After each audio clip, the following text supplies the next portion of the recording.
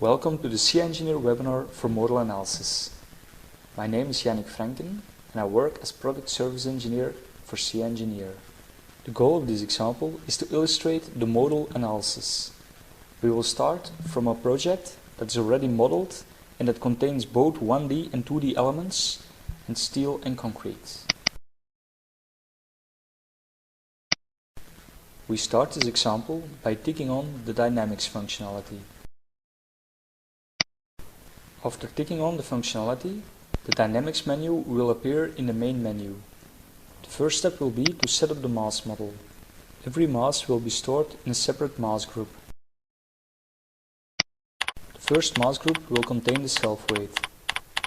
Actually, the self-weight is taken into account automatically, but to make clear that the self-weight is taken into account, we will create a mass group to represent the self-weight. The second mass group will contain the mass that is coming from the imposed load. This mass can be created manually or can be created automatically from an existing load case.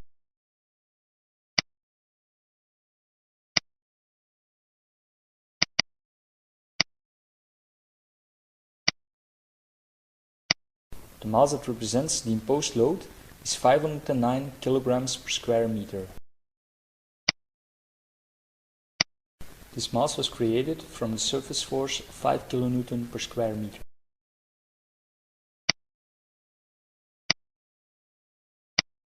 The acceleration of gravity that is used for the conversion of loads into masses can be found in the project data. The default value is 9.81 meters per square second. The next step will be to create a combination of mass groups.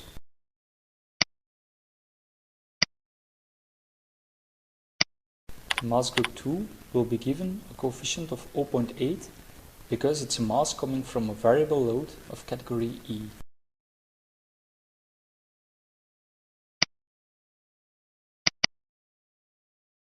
We will now perform the modal analysis. The number of frequencies to be calculated can be set in the solver setup.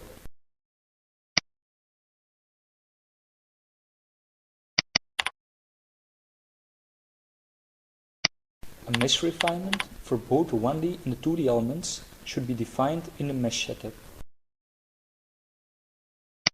After defining the number of frequencies to be calculated and the mesh refinement, we can start up the modal analysis.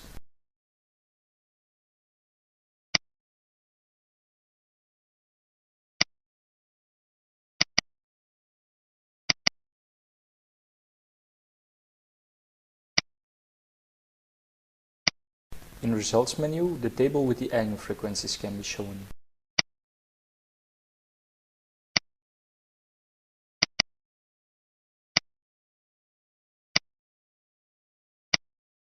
In the calculation protocol for the eigenfrequency calculation, the total sum of masses in the three directions and the modal participation factors for each mode can be shown. We can see that the first mode has an important modal participation factor in direction X. The second mode has an important modal participation factor in direction Y, but also the third mode still has an important modal participation factor in direction Y.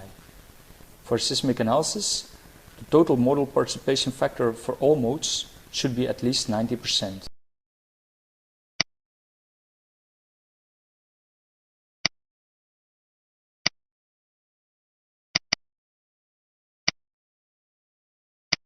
Under deformed structure, the modes can be visualized. We will first have a look at the first mode.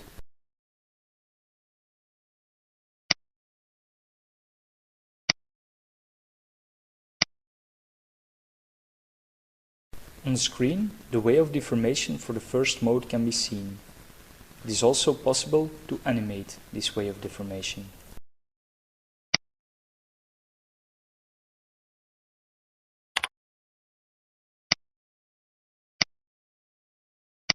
After setting up the animation parameters, the animation can be started.